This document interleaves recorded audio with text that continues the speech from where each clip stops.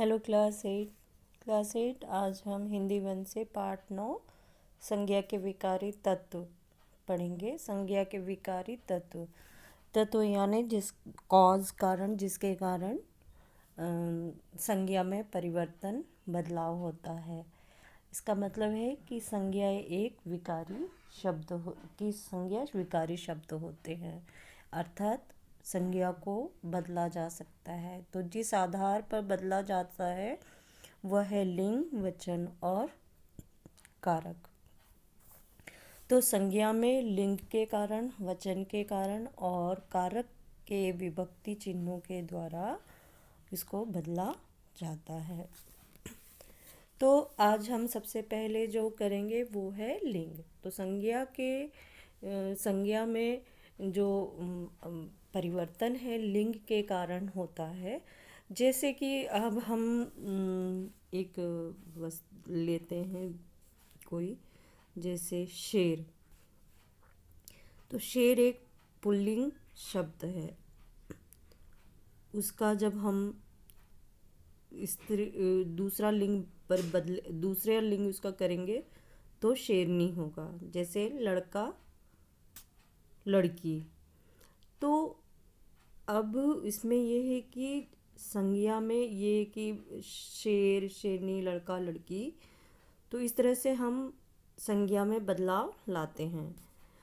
तो ये संज्ञा शब्द से जिस जाति का या जिस लिंग का बोध होता है उसे लिंग कहते हैं, या कि वो पुरुष जाति का है या स्त्री जाति का, तो उसे लिंग कहते हैं। तो शब्द के जिस रूप से हमें ये पता चलता है कि शब्द स्त्री जाति का है या पुरुष जाति का है, उसे लिंग कहते हैं। और हिंदी में लिंग के दो भेद हैं, स्त्रीलिंग और पुल्लिंग। तो पुरुष जाति का जो बोध कराते हैं उसे पुल्लिंग कहते हैं, और जो शब्द स्त्री जाति का बोध कराते हैं उन्हें स्त्रीलिंग कहते हैं। जैसे शेर दहाड़ रहा है, शेर एक पुल्लिंग शब्द है, लेकिन हम इसका लिंग परिवर्तन कर सकते हैं, शेर का शेरनी हो जाता है। लड़का रोता है, तो लड़का ये एक पुल्लिंग शब्द है, इसका लिंग परिवर्तन अगर हम करेंगे तो लड़की हो जाएगा। स्त्री जाति का जो बोध कराते हैं वो शब्द स्त्रीलिंग के कहलाते हैं। जैसे शेरनी, शेर का शेरनी हो गया और लड़का का लड़की हो गया। इस तरह से वो स्त्री जाति का बोध कराते हैं। तो इस प्रकार से जो संज्ञा शब्द हैं उनमें कुछ शब्द जो हैं स्त्रीलिंग या स्त्री जाति के होते हैं और कुछ पुल्लिंग जाति के होते हैं। तो शब्द जो है, जो लिविंग थिंग्स हैं, यानी कि जो सजीव वस्तुएं हैं, उनके लिंग की पहचान हम आसानी से कर सकते हैं। उनका लिंग का नर या मादा है वो हमें समझ में आता है। लेकिन कुछ शब्द ऐसे होते हैं कि जो कि लिंग में नहीं आते हैं, तो उनको उभयलिंग कहते हैं। तो इसमें जैसे राष्ट्रपति है, प्रधानाचार्य है, कर्मचारी है, राज्यपाल, डॉक्टर, अभियंता, ये प्रबंधक यानी मैनेजर, प्रधानमंत्री, अध्यक्ष, सभापति, ये आमतौर पे ऐसे हैं जो कि स्त्री जाति और पुरुष जाति दोनों के लिए प्रयोग करते हैं। अब राष्ट्रपति का राष्ट्रपत्नी नहीं होता है। राष्ट्रपति, अगर कोई स्त्री राष्ट्रपति पद पे हैं तो उसके लिए भी राष्ट्रपति शब्द का ही प्रयोग करेंगे, और पुरुष के लिए भी। प्राचार्य, चाहे वो स्त्री हो या पुरुष हो, प्राचार्य ही होता है।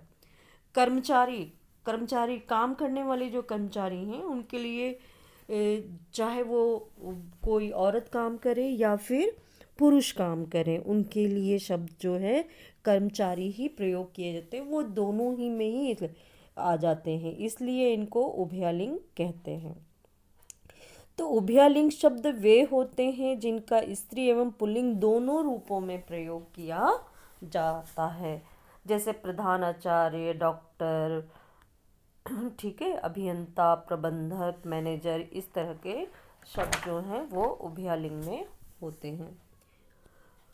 एक जो सबसे महत्वपूर्ण बात ये होती है कि लिंग की पहचान कैसे की जाए। तो कुछ शब्द ऐसे होते हैं जो कि हमेशा ही होते हैं। एक तो ये कि जो सजीव वस्तुओं होते हैं उनके लिंग की पहचान आसानी से हम कर लेते हैं, लेकिन जो वस्तुएं निर्जीव हैं उनके लिंग की पहचान कैसे होती। तो कुछ ऐसे शब्द हैं जो कि हमेशा ही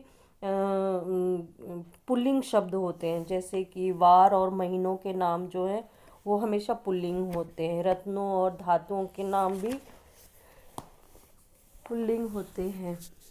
द्रव पदार्थों के नाम भी पुल्लिंग के होते हैं। वृक्षों के नाम पुल्लिंग के होते हैं। पर्वतों के, अनाजों के नाम भी पुल्लिंग शब्द होते हैं। ग्रहों और नक्षत्रों के नाम भी जो हैं वो पुल्लिंग होते हैं, एकाध छोड़कर बाकी सभी होते हैं। जैसे पृथ्वी है, रोहिणी है, भरणी है, कृतिका है, ऐसे जो नक्षत्र हैं ये जो हैं इसमें ग्रह जो और नक्षत्र हैं ये स्त्रीलिंग में आते हैं। शरीर के अंगों के नाम भी पुल्लिंग होते हैं। वर्णमाला अक्षर जो हैं वो भी हमारे वर्ण पुल्लिंग शब्द होते हैं। समुद्रों के नाम जो हैं वो पुल्लिंग शब्द होते हैं। और देशों के नाम भी पुल्लिंग शब्द होते हैं। देशों के जो नाम होते हैं वो भी समुद्रों के नाम होते ही हैं। आकार प्रकार देखने में जो बेडोल वस्तुएं होती हैं वो होती हैं। इसी तरह से समूहवाचक या समुदायवाचक जो शब्द होते हैं वो भी पुल्लिंग शब्द होते हैं। कुछ भाववाचक संज्ञाएं होती हैं वो भी पुल्लिंग होते हैं। इसी तरह से बहुत सारे शब्द हैं जो कि पुल्लिंग शब्द में आते हैं। एक और है कि स्त्रीलिंग शब्दों के नाम। तो जो स्त्रीलिंग शब्द होते हैं उनमें लिपियों के नाम हैं वो स्त्रीलिंग के होते हैं। नदियों के नाम स्त्रीलिंग के होते हैं। तिथियों के नाम स्त्रीलिंग के होते हैं। जो बेलों के नाम हैं फूल वगैरह के, उनके नाम भी स्त्रीलिंग के होते हैं। वर्णमाला की कुछ अक्षर जो हैं जिसकी नासिका ध्वनि में आती हैं वो जो हैं स्त्रीलिंग के होते हैं। संस्कृत के अकारांत शब्द कुछ हैं जो कि होते हैं। शरीर के कुछ अंगों के नाम जो हैं वो स्त्रीलिंग में आते हैं, जैसे नाक है, ठोड़ी है, नाभि है, भौं, पलक, छाती, कमर, जीभ, पसली, ये सब स्त्रीलिंग में आते हैं। और भोजन और मसालों के नाम कुछ उसमें आते हैं। तो इस तरह से कुछ शब्द जो स्त्रीलिंग के होते हैं और कुछ शब्द पुल्लिंग के होते हैं। उभयलिंग का हमने आपको बताया कि उभयलिंग शब्द जो हैं स्त्री और पुरुष दोनों के लिए प्रयोग किए जाते हैं। तो स्त्रीलिंग से पुल्लिंग शब्द बनाना बहुत आसान होता है, या पुल्लिंग से स्त्रीलिंग का शब्द बनाना या स्त्रीलिंग से पुल्लिंग शब्द बनाना आसान सा होता है। उसमें कोई वो नहीं। जैसे वृद्ध है तो वृद्धा हो गया, प्रिय है तो प्रिय पुल्लिंग है तो प्रिया स्त्रीलिंग का हो गया। और मयूर पुल्लिंग है, मयूरी स्त्रीलिंग हो गया। इसी तरह से किशोर जो है वो पुल्लिंग शब्द हो गया, किशोरी स्त्रीलिंग शब्द हो गया। चिड़िया स्त्रीलिंग है, चिड़ा पुल्लिंग शब्द है। इसी प्रकार से धोबिन है, धोबी पुल्लिंग शब्द और धोबिन स्त्रीलिंग शब्द हो गया। और इसमें कुछ शब्द ऐसे हैं जो कि स्त्रीलिंग के हैं, उनका इस तरह से करते हैं। जैसे खत्रिय तो खत्राणी है, नौकर नौकरानी, क्षत्रिय क्षत्राणी, ठीक है, इंद्र इंद्राणी। इसी तरह से कुछ शब्द ऐसे होते हैं कि जो कि हमेशा से ही पुल्लिंग के होते हैं, लेकिन उनका जो पुल्लिंग में होते हैं वो, या फिर जीव कुछ प्राणी होते हैं जो हमेशा पुल्लिंग में या स्त्रीलिंग में होते हैं, तो उनके लिए नर और मादा लगाया जाता है। जैसे कि मगरमच्छ है तो मगरमच्छ पुल्लिंग है और उसके लिए हम अगर उसका स्त्रीलिंग करना है तो मादा मगरमच्छ करेंगे। इसी तरह से होता है भालू। तो भालू नर नर में आता है और उसकी स्त्रीलिंग हम नर भालू के रूप में मादा भालू के रूप में करते हैं। तो गेंडा नर गेंडा मादा गेंडा, कौवा नर कौवा मादा कौवा, भालू नर भालू मादा भालू। इसी तरह से उल्लू है, खरगोश है, मगरमच्छ है। इसी तरह से मक्खी है। तो मक्खी जो है स्त्रीलिंग है, मक्खा पुल्लिंग नहीं होगा, तो उसमें मादा मक्खी और नर मक्खी इस तरह से उसको कहा गया। तो कुल मिला के जो हम देखते हैं कि कुछ शब्द जो हैं हमेशा स्त्रीलिंग में होते हैं और कुछ शब्द हमेशा पुल्लिंग में होते हैं। खास तरह से जीवों और प्राणियों में एक गिलहरी भी होती है, उसको भी हम कहते हैं नर गिलहरी और मादा गिलहरी। मछली नर मछली मादा मछली। और मक्खी का मैंने आपको बताया ही। तितली नर तितली मादा तितली। चील नर चील मादा चील। इस तरह से स्त्रीलिंग का हम परिवर्तन करते हैं।